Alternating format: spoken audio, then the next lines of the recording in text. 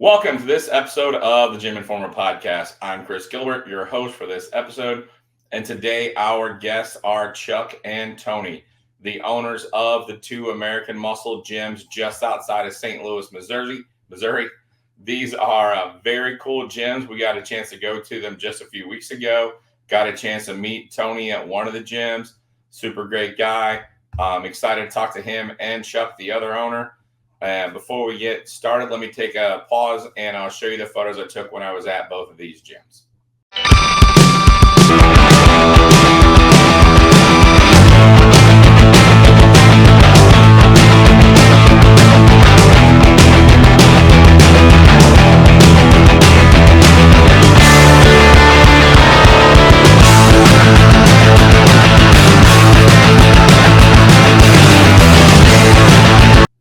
All right, guys. You guys are not necessarily, not that there's really a traditional gym owner, but you guys both are still working other careers, right? Yes, sir. Yeah. So what was your path like? How did you guys become gym owners? Because now you have two gyms and.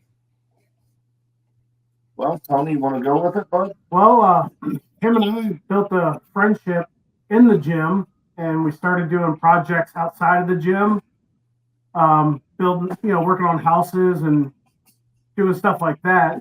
So anyhow, him and I were flipping a house together. COVID came around. Our gym was closing up.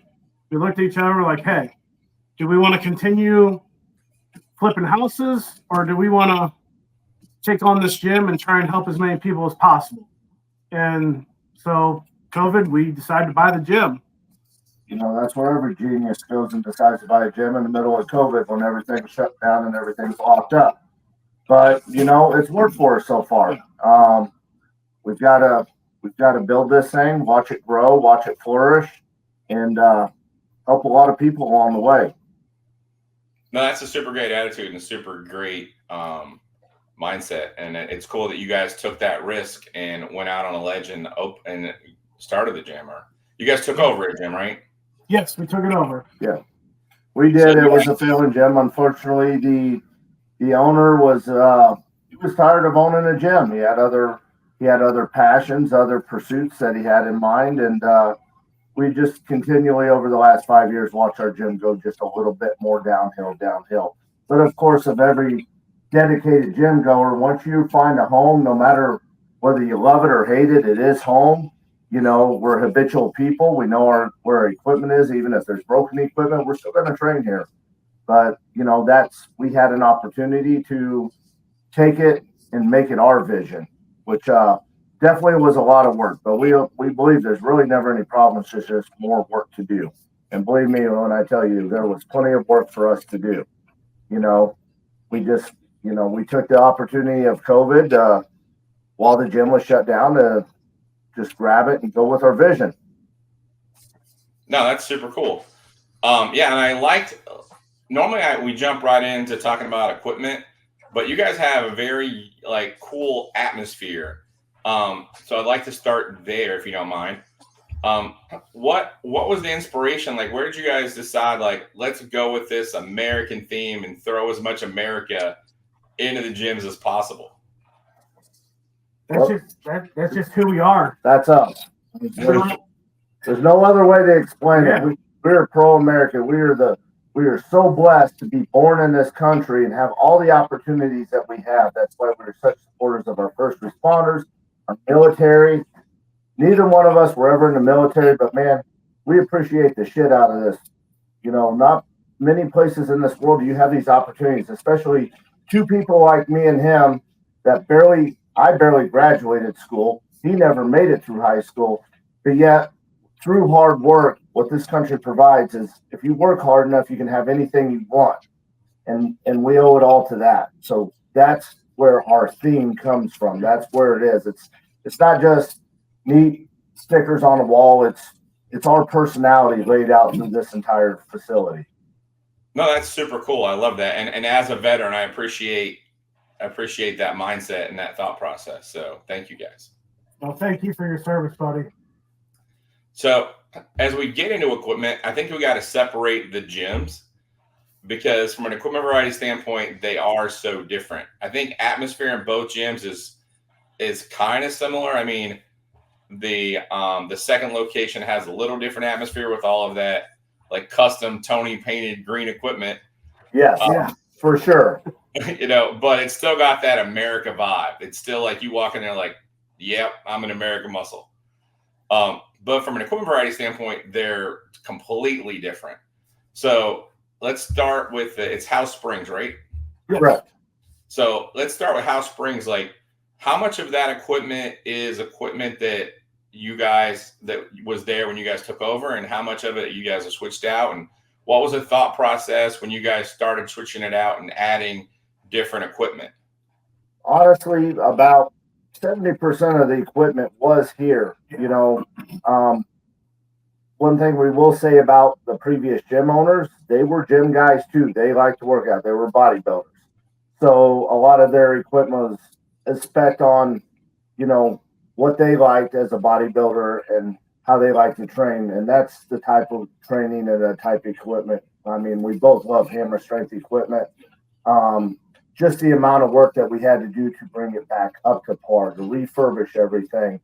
And that gave us that lot of mindset, Then the other 30% was very similar with the cable crossovers, the Body Master stuff, Arsenal strength. We have a few Arsenal strength pieces that, actually our belt squat was our first brand new piece of equipment we ever bought. We were so excited to buy a brand new piece of equipment.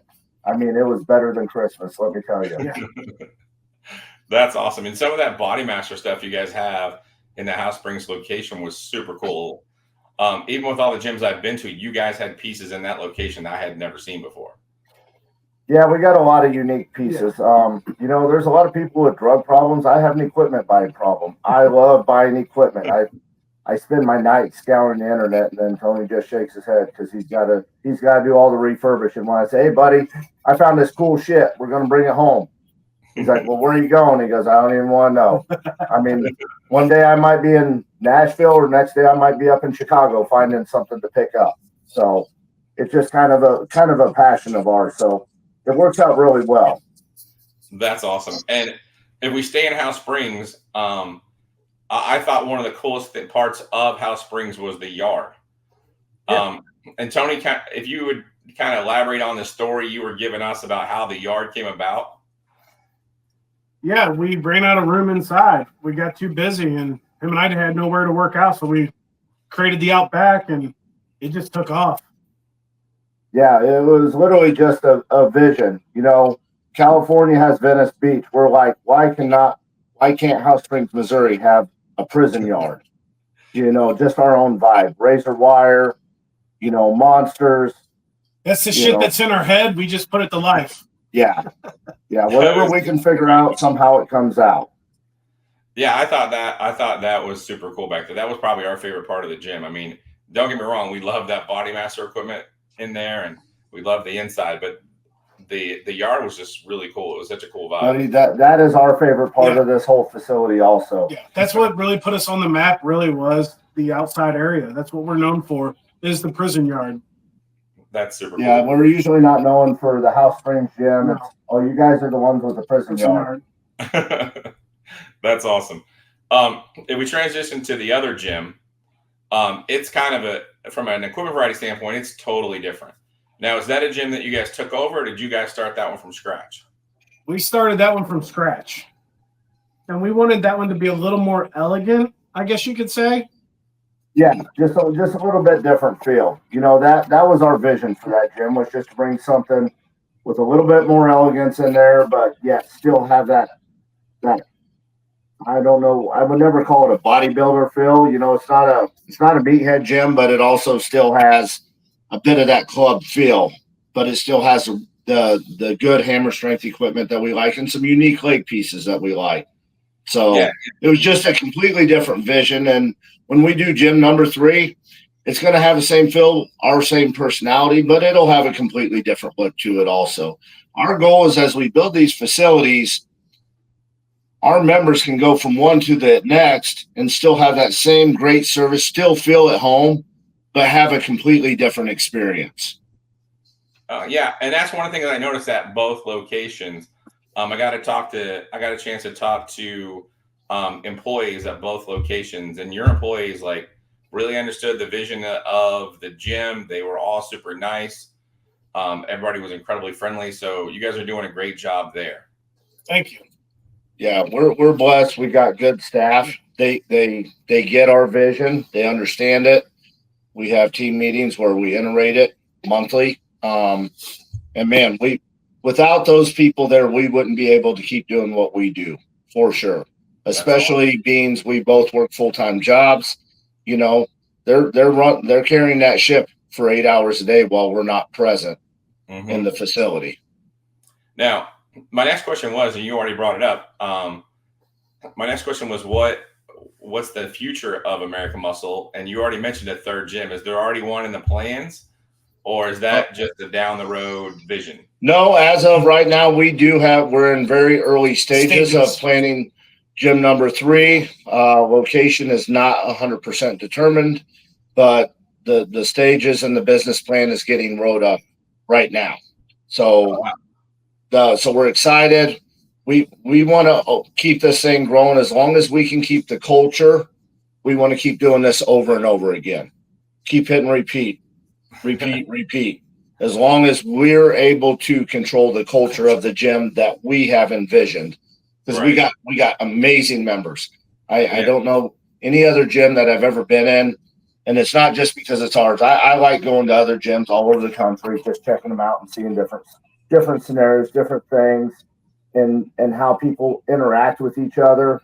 I mean, I feel like we got some of the friendliest, most interactive people coming in that are welcoming to any new member that walks in the door. They're willing to help, and you don't see that a lot. I mean, a lot of times you got the demographic where the kids are on the phone, nobody wants the spot.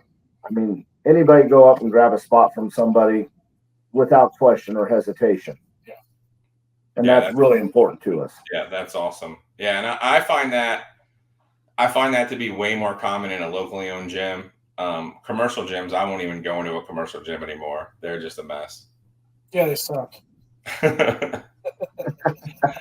So now the third gym, both of your gyms right now, the second location seemed like it was a little bit bigger than the first location.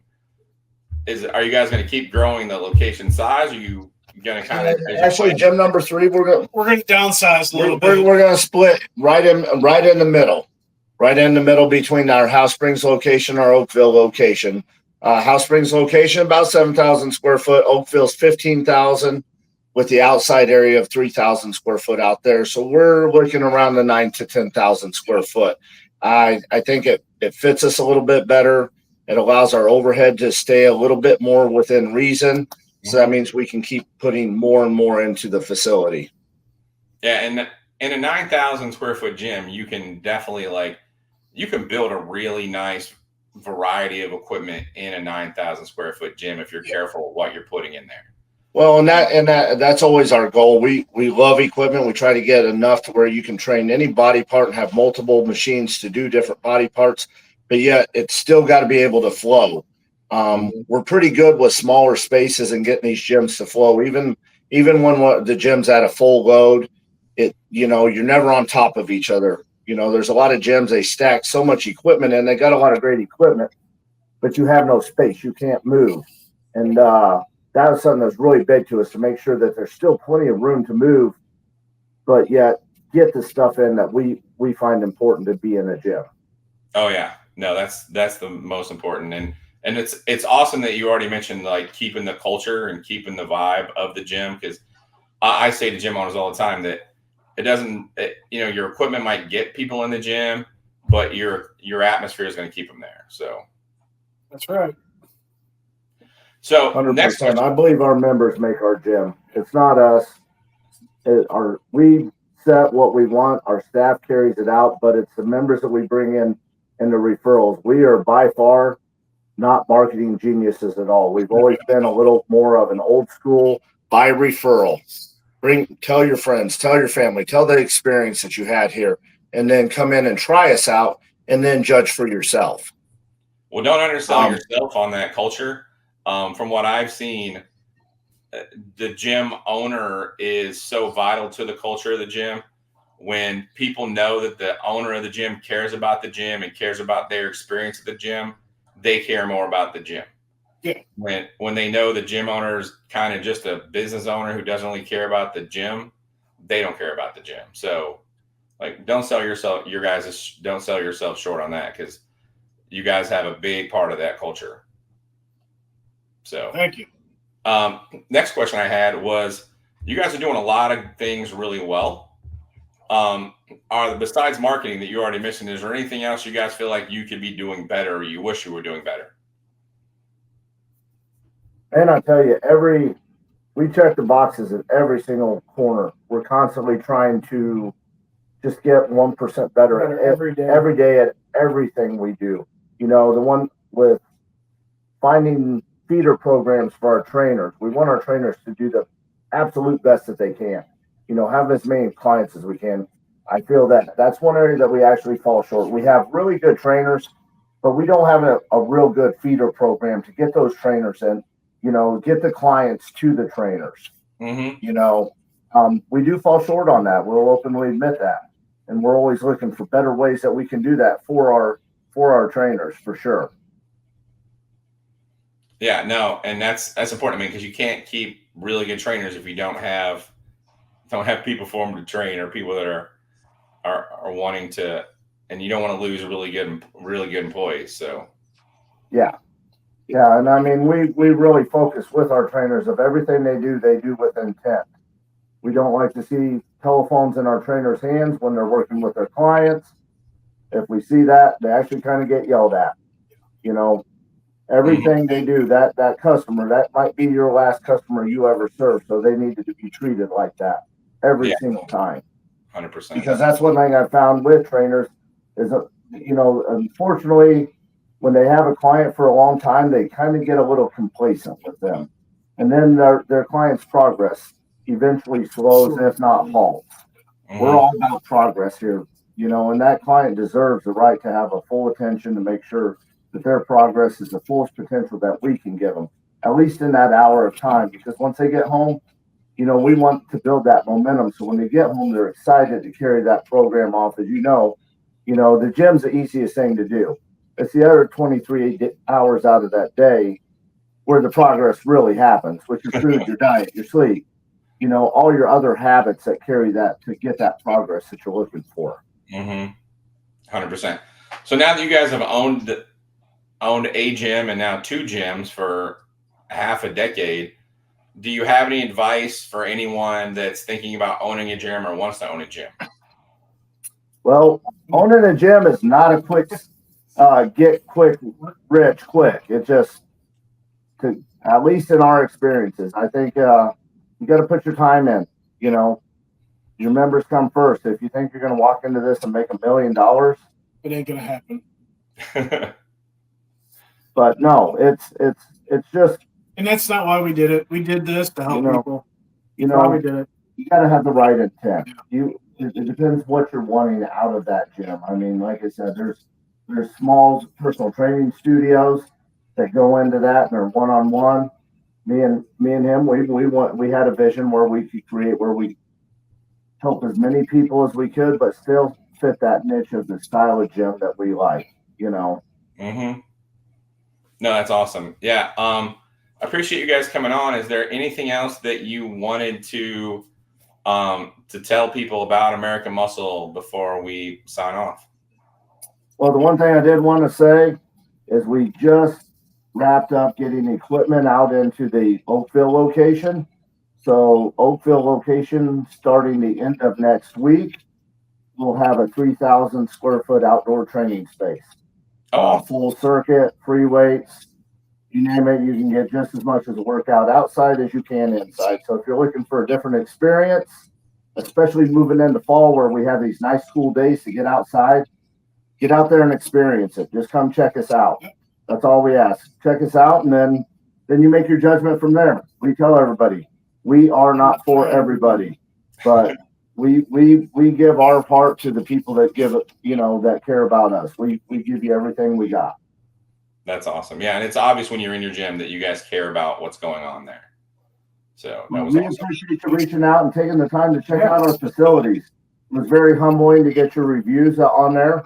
Man, we appreciate that. You know, Thank you, Chris. We No really problem. appreciate it, man.